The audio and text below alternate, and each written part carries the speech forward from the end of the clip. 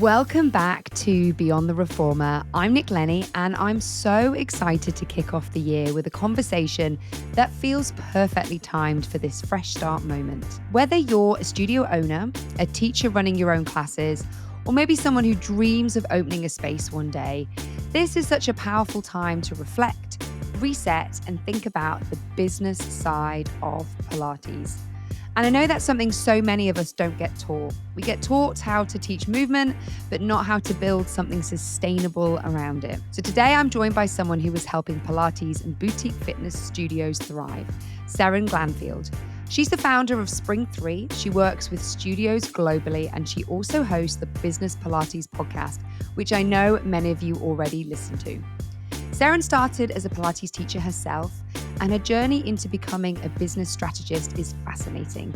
She understands our world from the inside out, the challenges, the mindset blocks, the money fears, the opportunities that so many of us miss because we're too busy teaching. In today's episode, we talk about what studios often get wrong, what really creates sustainable success, how to market in a way that aligns with your values, and what every teacher should be thinking about as we step into the new year. So grab a notebook, or maybe just settle down with a cup of tea, or I know lots of you take us on your dog walks. Here is my conversation with Seran Glanfield. Seran, it's so amazing to have you on the podcast today. Thank you so much for joining me. I'm so glad to be here. Thank you so much for having me. I'm kind of here in the sunset of Bristol in the UK. Where are you this morning? So I am in South Florida, as you probably, the listeners listening will recognize. This is not where I'm from originally, but I've been here now for almost 10 years. And yeah, I always say the weather is a little better here. Sorry. I know. If you're watching this on YouTube, I'm in my big woolly jumper with a vest on, and you're looking very summery and glamorous.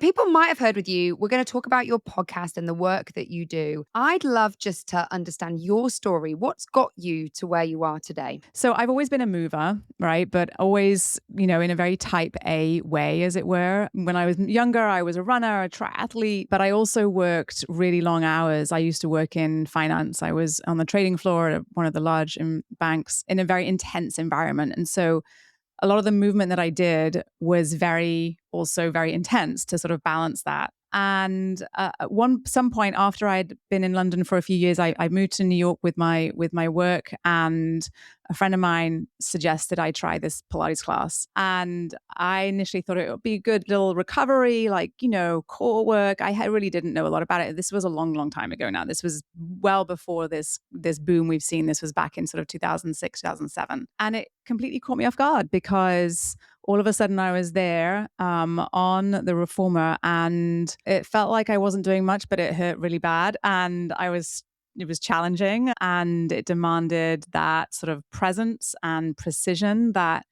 I didn't have in didn't find in any of the other movement practices, running, triathlon, swimming, biking, all of those things. It was almost out of like that frustration of, I can't believe I can't do this, that I kind of fell in love with Pilates because that's what pulled me back to sort of the curiosity of, I want to understand more about this. What is this all about? What is it? And so I kind of fell in love with the method through that experience. And I ended up leaving my very intense work world and wanted to focus on something that was more balanced. So I was fortunate enough to be in New York at that time. And I fell into the classical Pilates world and got trained under Romana Krajnowska in New York City in 2008, 2009, and was able to meet some really incredibly talented teachers and people who I learned so much from in so many ways. It was such a journey for sure. A lot of that really shaped how I approach what I do today, with sort of this very sort of, quality, high standards, deep respect for the people and the method. But over time, as I was teaching more and more, I got pulled into conversations not around queuing or, modifications or any of that, but more to do with pricing and retention and marketing and sales. And my background in marketing and finance was, I kind of thought in that world already. And so those conversations were coming up more and more. And as I kind of started to think about where I was going in my career, I could see such immense talent around me And I could see the impact that this method and these teachers were having on their clients. And I was, so impressed by by them and by the impact of what this had done for me and what I'd seen happen in the clients that I was teaching.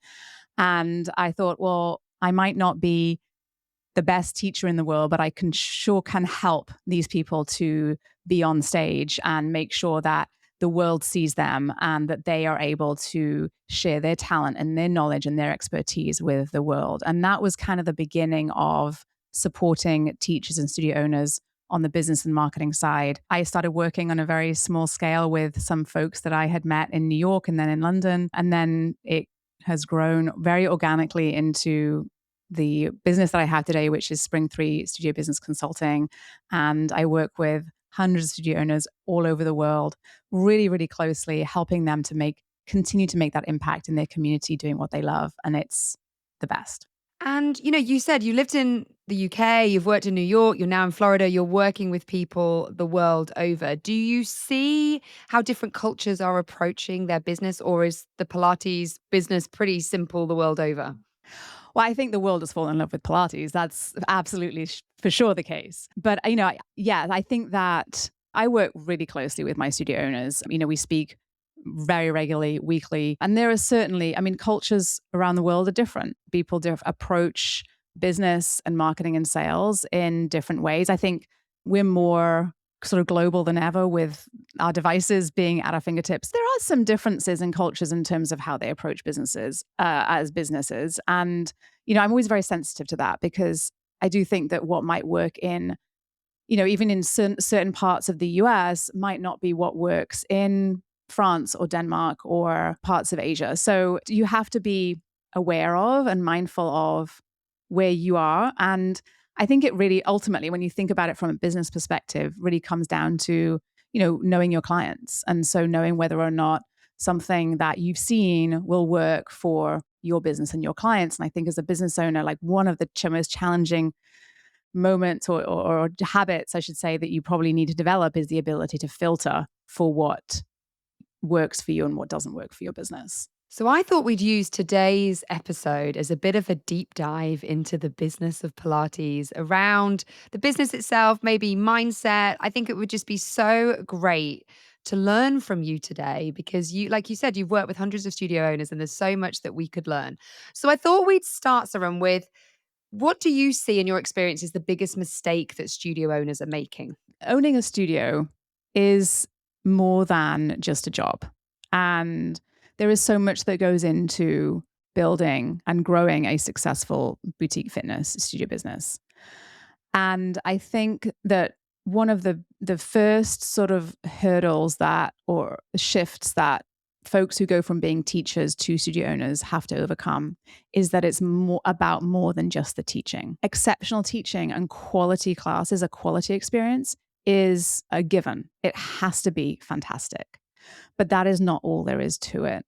And I think that and it's not a mistake per se, but perhaps it's a mistake in an idea, is that it is just about teaching. And if you're a great teacher, you will have a successful business. I totally get what you say because that's so funny that you said that because I've often said our business plan used to be, we do really great Pilates. If you like us, come back. And I realized after about 5 years being like, oh, actually, there's a lot more to the business than that. But you're right, that is a given. It has to be there. But of course, there's so much out there on top of that, isn't there? And there's lots of studios that are also teaching really good Pilates. So the way that you run your business is so important. Do you see that there's people wasting time on things that maybe isn't that helpful? Yeah. So I think that we get pulled into different things that perhaps aren't as helpful as we think they might be. I think that generally I work really hard, and one of my kind of jobs that I have, I feel like, is to keep my studio owners in a place where they are energized by their business, they're fulfilled by their business, and they're excited by their business, which means their business needs to be profitable and their businesses need to be working well. What happens often is we get distracted very easily by what we see our competition doing. And we're so focused on that we miss the things that are good about our business, and we miss the things that we could be doing and the opportunities that are already in our business to actually be better. I always try to pull people back into that, because the more time you spend focusing and really your energy and your brain power and everything focused on perhaps what that other studio is priced at or what they did on social media or that discount or that promotion that they're offering, is time that is not spent on how you can be building your business. And I always think that is such a loss. You can weave in and out of having a look. Yes, you need to know what your competition is doing, but we also have to have that filter on and stay focused on what we can do and what was be proactive about what's happening in our businesses. And you never know what the state of the finances are in that business. So you might be looking at their pricing, their modeling, everything that they're doing, and actually they're wildly unprofitable, which I believe the stat is, the majority of studios are unprofitable. So I think that's such great advice to, yes, to have a little nod over there and have a look, but actually look at your own studio and what you're doing really well and make that unique. Having seen this inside of so many studios and all their numbers, it's often the folks who are the loudest and that you feel are the doing it all, and how are they, and I can't believe I'm not keeping up. They're the studios actually that are probably not making a penny. And it's incredible how those two often correlate. That's so interesting. Yeah. So, what about the studio owners that you're working with who are absolutely killing it? They're doing a brilliant job. Are there traits that are consistent with these studio owners? Yeah. So I'd say number one is, they have that mindset where they are open to possibility and opportunity. So they're not thinking I can't do that as the answer to the first idea that they have. They're thinking, how am I going to make that possible? And they don't associate success with busyness, exhaustion, hard work. They're associating success with abundance and growth and possibility. And I think that it's the mindset of a leader of a business that is successful is so different from those who perhaps are struggling. And it really is a mindset shift. And so they have these qualities of, and they've spent time sort of, I think, developing that mindset, because I think that's very possible too, and cultivating that sense of drive and implementation of strategy and looking for opportunities and figuring it out and not being scared of success, actually, I think is what often is the case underneath it all. So yeah, I would say it's definitely, there's a mindset there to start with. The mindset's a really interesting place to discuss, isn't it? Because so often studio owners they love the method that they do, whether it's Pilates or yoga or anything else. And they might be a very, very good teacher, but that doesn't necessarily equate a very good studio owner. Do you see people struggle with realizing their studio is a business and even the mindset of that around, understanding that if it's not profitable, you haven't got an engine to power what you're trying to create? Yeah, I think it comes pretty early in the journey that I see. I mean, I'm a little biased because I only see the people that I actually work with. And so not those that don't, but for those who I work with, some come into it recognizing that it is a business. And, I think relative to where we were maybe 10 years ago when I was working with studio owners, there is more people who are approaching it in that way, because I think there's just more conversations around it. But for those who are thinking that this is just going to be a new space where they're going to get to teach on their own or with their own rules, it's a bit of a bumpy road to shifting into, actually, if I want to build a business and have a life that is flexible and gives me the ability to take time off and still make money, then I need to have a team. And if I need to have a team, then I need to know how to hire. And if I need to know how to hire, I need to how to train them on how I want them to teach in my studio and how I want them to represent my brand, which means that I need to be a leader. And if I need to be a leader, then there's certain skills that I need and that only I can be responsible for in my business. And that is a journey, right? For anyone to kind of go through and get to that point of and stepping into that role of CEO of their business, because they are all CEOs of their businesses. And it can take some moments or challenges along the way to sort of help or push you into that place. But the more open you are to that role, the faster you will see your business grow, right? That's reality. I remember when I left the corporate world, I felt like CEO was this kind of dirty word, and I really didn't want to be associated with that. And then it's trying to understand, regardless of what title you put on it, that you are the leader, you are guiding that. What kind of things can we do to be better leaders as studio owners? You mentioned earlier the engine. You mentioned like powering the engine. And I think that as the leader in the business, that is what you are predominantly responsible for doing. And so that means that you need to make sure that you've got all the right inputs and that the mechanisms inside the engine are all working well and that you know exactly what the outputs are that you're looking for. And what that breaks down to in sort of studio owner talk is you need to know what teachers you need to have in your studio. You need to know what your schedule needs to look like. You need to know what your pricing needs to look like, and you need to know how many clients you need to reach your output, which is your goals, your end results, right? And then the parts in the middle is the how the machine works, is the operations. And so for that to run smoothly and seamlessly requires you to be a good manager, but also a good problem solver. And likely also over time to be good at delegating as well. And so some of these skills you don't need in the first few months of studio ownership, but over time, you will likely need to lean into them more and more as your business grows. And the more you lean into them, the more your business will grow. So, you are overall are responsible for, lead generation. You're responsible for retention. You're responsible for the management and the systems. You can delegate a lot of those tasks, but the overall vision and drive and growth falls on your shoulders. No one's going to come to save you. This is your business. And that's the beauty of it. So the more you can trust in yourself and the more that you can trust in your ability and capability, the stronger your business will be. And I think sometimes it's that, like I mentioned earlier, that mindset part of it that actually holds a lot of people back. And I think also we do a lot of training as Pilates teachers if we want to be good, and we do a lot of CPD and we're always going on courses. And all the things you're talking about is a whole different set of learnings that many of us haven't had any training on. And I guess that's where someone like yourself comes in to support, because there are structures and processes that we can follow. There are learnings that we can get from someone like you, where you've worked with lots of studios, where there's an essence of what works across the board. And can you bring that forward? Do you see studios have to start looking at things like, their procedures, their standing operating procedures, things like that, so that they can get clear on exactly as you said, how is it that they run their business? And I think the other challenge that you have as well is when you're small, it's often all on you. And then the challenge is as you get bigger, who is it you bring in first to help? And how do you, I definitely remember that point where you're like, I can't afford to do this, but I can't really afford not to either because I'm burning out and I've suddenly lost all the freedom. Because you have these kind of growth pinches, don't you, where you're a little bit stuck?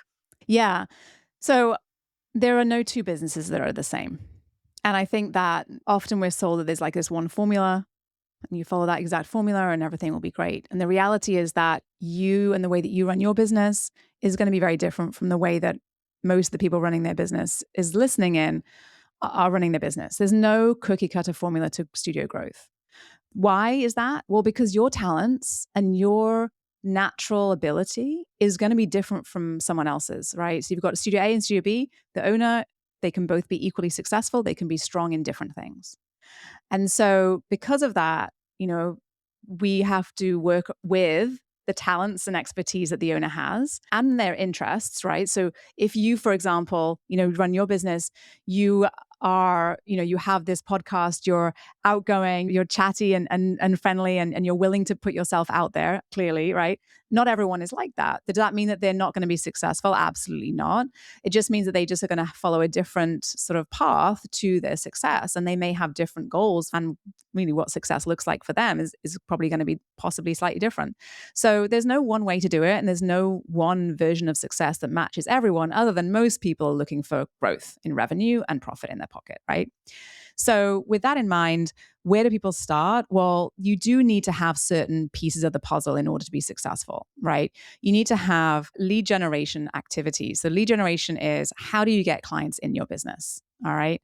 The good old days, it was like word of mouth and everyone was, quietly recommending their favorite Pilates teacher. There's too much noise out there today to rely solely on word of mouth. We have to have other mechanisms in place, other strategies, other activities. It's not just social media, by the way. There is a many, many, many different ways that you can get new clients to come into your business. But that is sort of one piece of the puzzle that without a doubt, every studio owner is responsible for. Then there's the retention piece. How do you keep clients coming back? That is another sort of system in your business. It's another pillar that we talk about in your business that you want strategies around. And does that mean you're going to be doing the same things every day of the week for retention, to drive retention? No, you're probably going to change and do different things and add different strategies over time as you grow. And then there's the management and systems component, right? And that's where, what is the first thing you need to be doing in your business to make sure that you are growing? Well, you need to know if you're growing. And the first thing that every studio owner should do is to be tracking their key numbers, right? And that is not your revenue. It is your revenue. It's just one number, but there are other numbers that you want to track to also help you understand what's happening underneath the hood of your business. And then that will guide you in where to focus next. So your numbers will tell you if you're focused too much on your lead generation and not enough on your conversion into actual members, right? And that will all be in that data.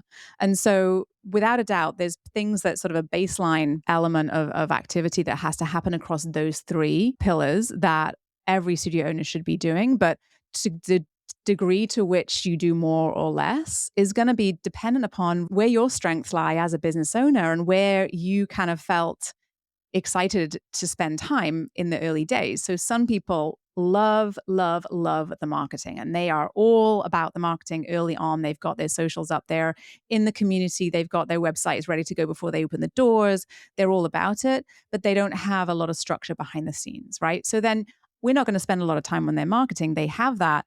We're going to focus a little bit more on that structure behind the scenes. And, we see the opposite. What I see is that most people are good at one or two of those three. And so it's figuring out which part of that sort of ecosystem is the weak link, and then supporting that with extra strategies and guidance and advice and tools and processes and checklists and that in that area. I think it's so interesting you said about how it's not a cookie cutter, one size fits all. I think that's so important to share because you're absolutely right. Just as not every teacher is the same, we might get similar training, but we bring our own personalities through, don't we, in our teaching? I also thought it was really interesting about what you feel are your goals, that not everyone wants 20 studios. That's not what everyone's goal. Not, some people want the freedom, the space in their lives. And I think that's really interesting how we can tweak and adjust to get there and understand where we're going. But I think it's such an important point. Definitely this has been my learning as well, is understanding exactly as you said, how do you get the leads in? How do you get those leads to buy something? And then how do you get those leads to stay with you? And understanding that. And I think when I started measuring everything about 4 years ago now, we would often hit our financial targets, but the numbers always showed up something that we could put more focus on. And I think that's where we really got our growth, because then you knew where to focus. Otherwise, it's a lot, isn't it? Like looking at everything and then also maybe looking at the numbers is kind of looking at nothing at the same time. It's not giving you guidance on where to go. No, and the data holds the story, and there's so much more. I know I love all the reports that all. I mean, the software we have at our fingertips now gives us so much information in so many different ways. If I can give anyone listening who's in a studio owner any advice, it would be really use all of the software tools that you have and get to know those reports that you have access to, because there is so much information in there that is supportive of business growth that is really very often really underutilized. And so those reports that you have access to are fantastic for showing you where exactly the breakdown is. And then once you know where it is, then you have, a little bit more clarity around what you could be doing. And then it's about selecting the right strategy for your business and your clients and what your ultimate, goal is. But the data will help narrow it down. And and again, I think without the data, we get pulled into thinking it's about something else. And so typically people always go to their pricing as being the reason why they're not hitting their goals and they're not growing. It's pricing. It's too expensive. It's too expensive. The studio down the street is cheaper, and that's why. And that's not actually usually the case. It's usually because there is perhaps a lack of cohesion in the marketing or brand messaging. There's actually perhaps often a lack of communication of the right information or the right message. And there's a lot more to it than just saying, oh, it's the price and discounting or cutting pricing. And that gets ugly really quickly. Really quickly. I think I remember the only time I really appreciated it was during COVID, when suddenly bricks and mortar didn't matter where you were and everyone was like, oh, well, it's online. And then they cut their prices and it got ugly very, very quickly. So, and like we said before, it doesn't mean that those studios that are cheaper than you are actually making any money. What would be the key things if you were starting out, you're going to put a spreadsheet together? What would be the key things you would look to measure? Okay.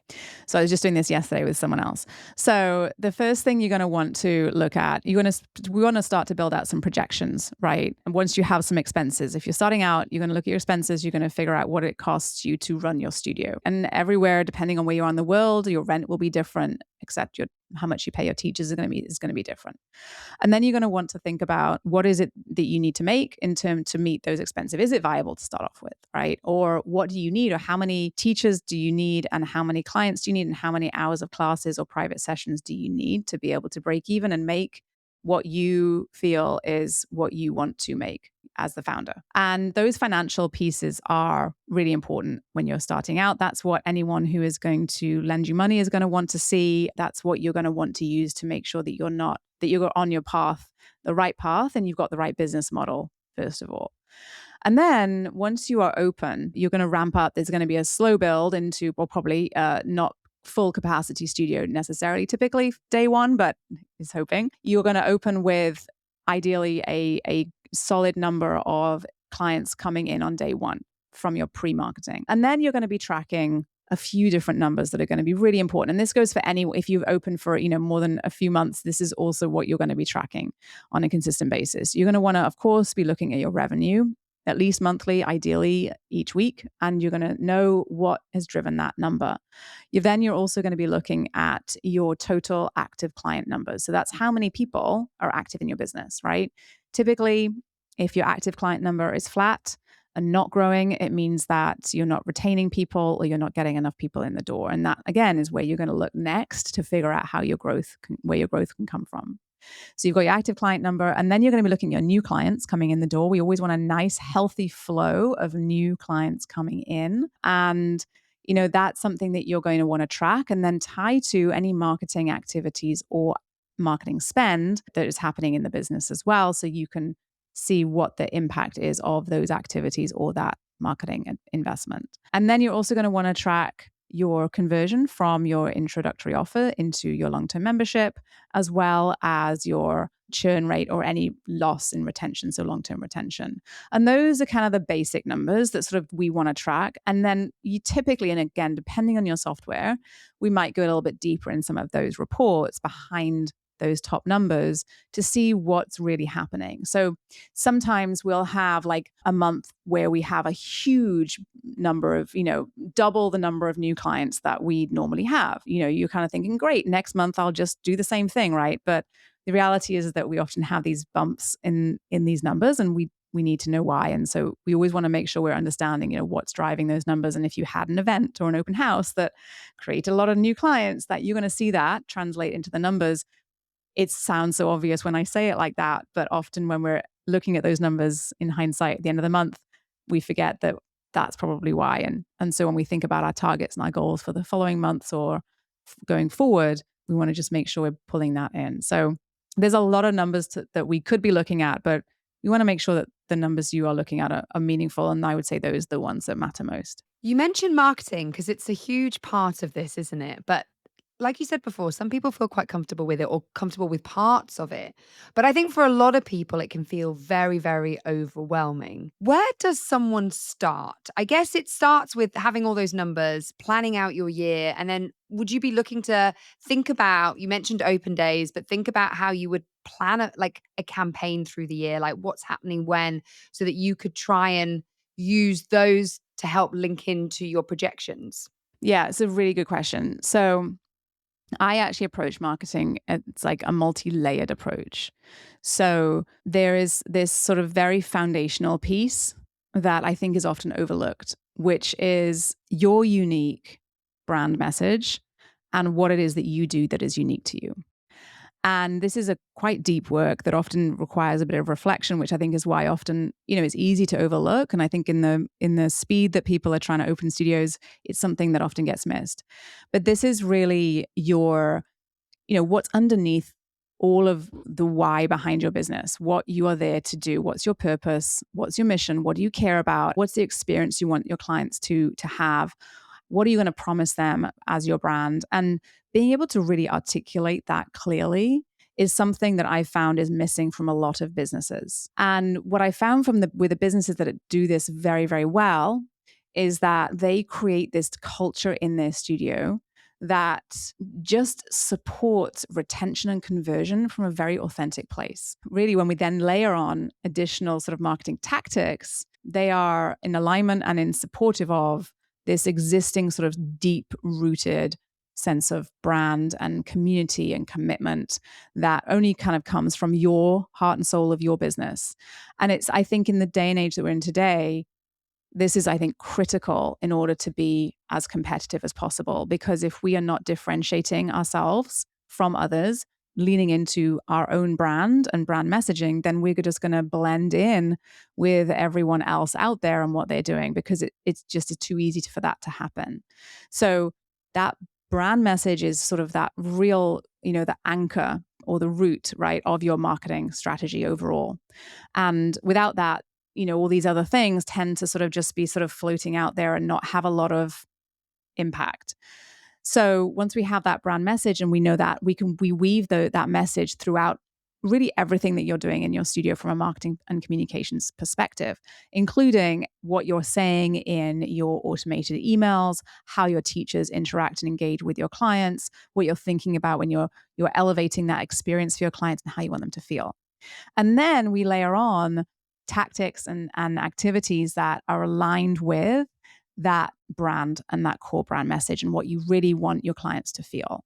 And that is when we look at that year and we say, okay, so, we really want our clients to feel, healthiest going into the holiday season, as it perhaps, or going into the spring.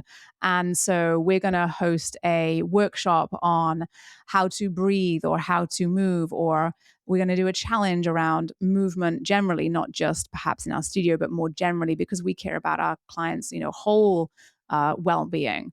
So when you build it from the ground up, from this very rooted perspective, we stop kind of in sort of slapping on this sort of band-aid or sticker of a marketing promotion or discount just because like we've seen someone else do it. We're doing it with real intention, which means that you as a studio owner and your team, lean way more into it. You're behind it a lot more. And then all of that energy really flows into your business and brings better results. So we start with a brand and then we build out a strategy over the year. And the amount that you're going to do is going to really depend on your desire to want to do more, your capacity, whether or not you have other people around you who can support you in terms of time and input as well. It's so interesting to think about your marketing from that kind of your ethos place. I'm really passionate about that. I actually have a lecture in our teacher training where we do this, even as a teacher, because I said you can't even write your bio, really. Otherwise, your bio just sounds like everybody else's. People want to know what it's like to work with you. And then it's taking that deeper. And the example I give is even our class names link into that, our class names. And I give them examples of why we thought of this class name, why that isn't right for us. It doesn't align with our ethos and what we believe in. But I love how you said, even your marketing calendar, like thinking about how do we want people to feel, but it also makes you unique. And to your point, it's such a crowded marketplace now. You have to be unique. There's kind of no choice about it now. We were the first reformer studio to open up in my city. We were wildly successful very quickly, as you can imagine. Then we had a big competitor open. I was a bit nervous about it. Actually, they've also done this, but their ethos is very, very different to ours. And what I loved is we're good friends. Their business has thrived, and so has mine. And, they're very different. And if you love them, we're probably not for you, and vice versa. And that's cool. But I think it's to be able to sit with that. I imagine that's quite a deep process for some people to go to and really think, like, what is the why behind my studio? Yeah, it is. It's, when we do this as part of my program, it's a process. It takes a few weeks to sort of go all the way into, what you really want to be at the core of your business and how you want to be perceived by others and the impact that you really want to make. And then, it takes a tremendous amount of courage to commit to that as well, which I think is another reason why it's often sort of like pushed aside for the oh, we'll just do a discount, oh, we'll just do a New Year's special, oh, we'll, and all of those things tend to not be as impactful when there's not a sense of purpose and meaning behind it. So it is a process. The shift that I see in the studio owners that go through that process, there is a difference in their sort of belief around their impact and a stronger sense of responsibility for delivering their impact and sharing their talents. And so it doesn't become about price or what someone else is priced at. They step into that sort of light. And it's amazing to see, really is. Yeah, and I think it also makes sure that you are bringing in the kind of clients you want to work with, because that's also part of it, isn't it? It also, I mean, it impacts so much. It impacts the kind of photography that you do, the clients or the teachers that you put into the photography. Like, it literally, I can imagine this is just so eye-opening for people. When they do it, the decisions become a lot clearer. I imagine there's a lot of decision paralysis as a studio owner, knowing which direction to go. But to your point, if you know what's underpinning you, and your foundations are there, then I think that would all just become a lot clearer. Yeah, for sure. It really does. It really does. We mentioned a little bit about pricing and we mentioned about discounting, but what about going the other way? What about thinking about raising your prices? Because you mentioned this earlier, and I think this is such an important point. Where does your pricing come from? Did you just pick it because you saw somebody else do it? Or did you do, and you explained it earlier, understanding your running costs, how many people you can get in a class, how much you want to earn? Like, you got to work backwards. And I say this to people when they're looking at opening a studio, like, do the maths and figure out if even this space works, or what do you need to be charging so that you get what you need out of it. But if you've done that maths and it is higher, or you need to raise your prices, do you see fear in studio owners about doing that and how clients will receive that news? Oh yeah, always, always. And I think that even if you say you're not scared of raising your prices, there's always a little piece of you that is like, is this the right thing? Is it too much? Am I going to lose a client? What are people going to think? And that's very normal. So I think, to expect not to be concerned, I think would be actually a little odd. So it's okay to feel that way. First of all, like, yes, it's fine to feel a little bit concerned about raising your prices. You should be. It is actually a really critical component of your whole business to get right, is your pricing and your pricing level. We allow that fear to perhaps overtake and aren't as objective enough about the decision and that often holds people back. So there is a balance there always. We're always balancing those two things. And I think when it comes to pricing and raising your pricing, you do have to be smart about it. I think in all the years, I've heard of someone who really went way, way beyond what they should have done in terms of raising their prices, and they did lose clients. And that was very unfortunate. But it was a shocking amount that they raised their prices by that would have probably required them to just change their sort of target audience altogether. Unless you're doing something like that, you probably have nothing to worry about. The fact that you're cautious and concerned is a good thing, because it's going to keep you probably in about the right range. But I think, the way to think about it from a business perspective, and I think this is the other mindset shift that happens, just going back to what we were saying earlier, is that, you have to, as the business owner, separate you from the business. And when you see your business as, that machine, you're thinking about, okay, what does this machine need in order to function? What is the input this business machine needs to be able to deliver that output?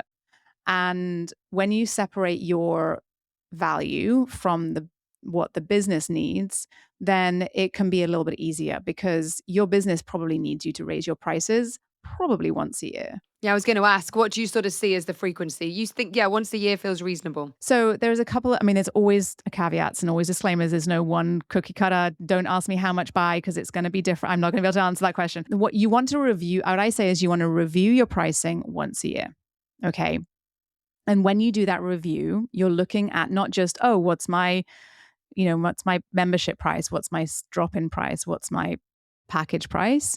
You're looking at what people are buying and how that might have changed over the course of the last year. Are people buying more memberships? Are they buying more packages? Are they buying more drop-ins, less drop-ins? And you're looking at your whole pricing structure. And then you're going to look at what you want your business to do next. And your price ultimately is a marketing tool. And so you can use your pricing to create demand for or remove demand from certain products that you offer, or, pricing points that you have, packages you offer in your business. And sometimes when you're looking at your pricing, it's not just about increasing everything by a certain amount across the board. It can be about being smart and strategic about saying, well, actually, I want more people to buy this and less people to buy that. And I think when you really sort of think about what you want from your business and you're willing to sort of do some of that work, then you can have a really smart pricing structure that works for you. And sometimes, depending on your goals, that will change from year to year. I would say look at your pricing once a year. Make sure it is profitable for you, right? That you're not losing money on anything. Right? I do not want you to have something that is being sort of sustained by another piece of your business, right? So everything needs to be profitable, and you need to be able to be making the income that you want to make. Do you think, thinking go back to mindsets, is making money something that people struggle with? I think sometimes it can feel like a bit of a dirty word in the wellness industry when actually it's important. But do you find that with studio owners that you've worked with? For sure. It's sort of like we don't want to ask for too much. We don't want to make too much, and it's like, why? Why? What is that about, right? And there's so much in there. There really is. And I think that there's two mindset blockages that hold people back from really reaching what they really want.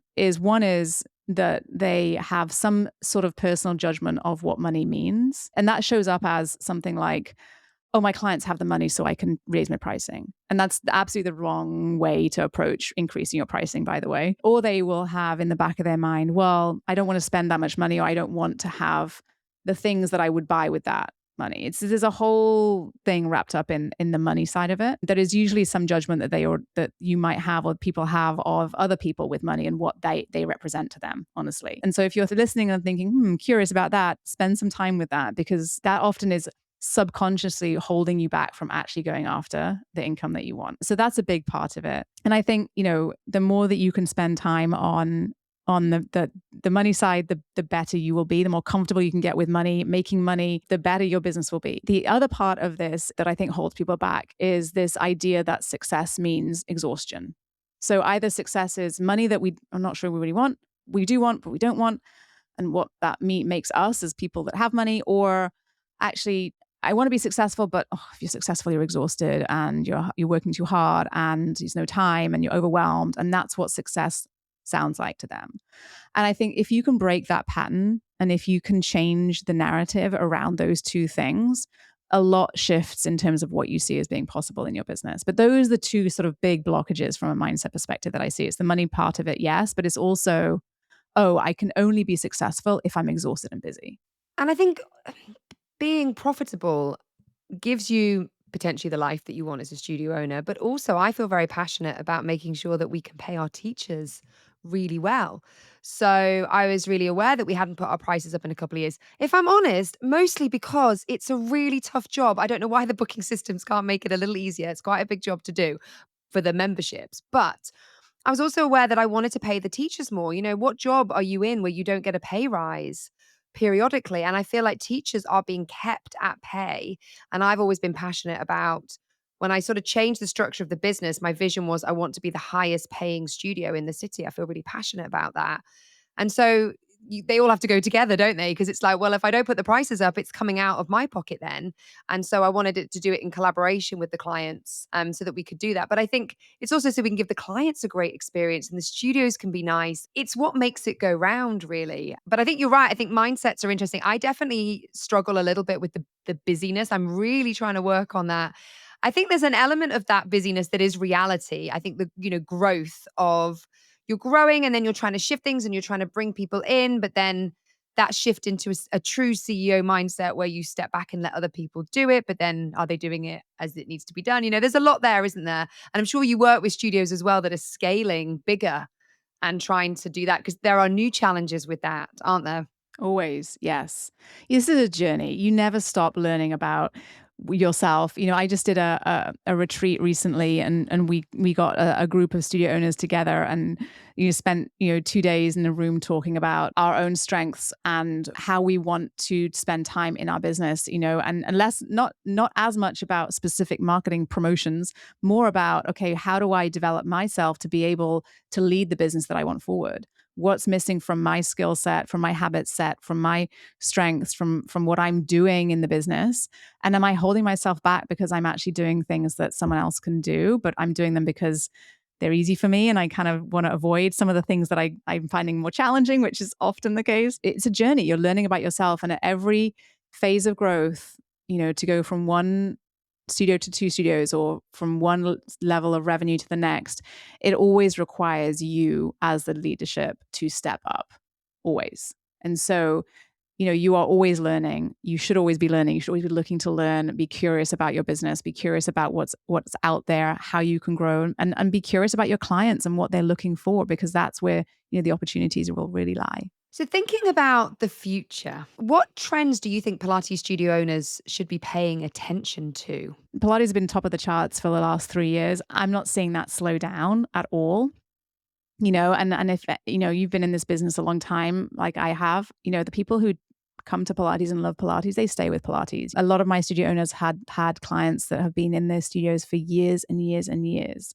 And so I think we're going to continue to see Pilates be really, the top for many, many, many, many years to come, forever. The world is evolving very quickly, and we've seen in the last few years, an increase in the number of different software platforms that support studio owners, and the tools that they have within them have really evolved rapidly, and I think has been a part of the acceleration of growth in our industry. And it is fantastic to see, because many of the tools that you have at your fingertips are so supportive of growth, so supportive of opportunity, and giving you new ways to generate revenue and to grow your businesses.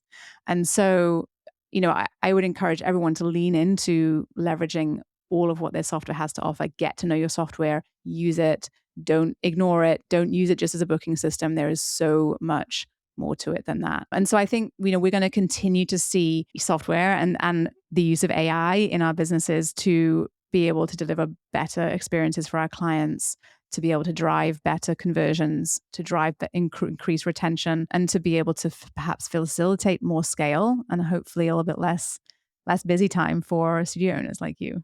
It's interesting you mentioned AI, actually, because the booking software we on, they've brought an AI inbox in where it can now manage sort of, existing customers' queries. It's actually brilliant. It works really well. Yes, there's a bit of training. We have to tweak it every now and again. They're just about to release a sales version of it, which I think will be really interesting, because what they're saying is, yes, you can build all your sequences that will fire off your marketing messages and things like that you will build. But actually the aim is that this will start to learn people's behaviors and fire things off based on that. So I think this is very exciting, as you said, because some of the work that goes into building and managing the clients, the sequences, the processes that are needed to deliver the intro into a sale, into a membership, is a lot. And I think that's where a lot of studio owners can get stuck, can't they? Like, there's, who do you bring on? Is it a virtual assistant? What do you do? But I think you're absolutely right. The fact that the booking software companies have started to get onto this and say, actually, how can we bring this into the software itself? Yeah. And like you said, in years gone by, you would have hired someone, a copywriter, to write those emails for you. And that wouldn't have been cheap, let me tell you, which is why a lot of people didn't do it. And now it's there at your fingertips, and I think the savviest studio owners out there will leverage all of that, which ultimately, because of, you're no longer spending that money on a copywriter or someone who is building out that for you, there is a cost savings there that is ultimately going to hit your bottom line, which is only a good thing. And back to what you said before, your brand voice and ethos is even more important, because if you plug that in, you're going to get something back out of those AI tools that's very much like you. Otherwise, you're going to sound like everybody else, because part of the challenge actually is that everybody's a good copywriter now. So that's tricky. But I think if you can do it in a way that still brings your voice across and what you're about across, that's really good. And for me, I love it. I have many a chat with ChatGPT. We have many back and forth, because it's really nice to bounce ideas off, actually, and just get some. I often get it to ask me some questions on things. So yeah, it's interesting seeing how technology is going to be part of our everyday kind of running the studios. Are there any industry shifts that excite you or concern you in the world of Pilates? It's evolving constantly. And I think that, we've seen obviously this rapid growth. And, I think that I've been in this industry for a long time. I've been a part of various organizations in the Pilates industry since 2015. And I think that there is going to always be newer variations of every method, if you look even outside of Pilates. And that's okay. And I think that again, and going back to what I was saying earlier, I think that some folks tend to get very upset about these things. And I think that the more that you can focus on how you can lean into doing what you do better, the stronger your business will be. And so I guess I would love to see folks, accepting that and being more aware of the value and the ripple effect of their own work, whether or not they choose to participate in the next trend of whatever the variation of the equipment might look like, or the class might look like, or the heat of the room, or the music that is played or not played. All of those things, there's a space for everything in movement. And I think that not everything is going to be your thing, and that's okay.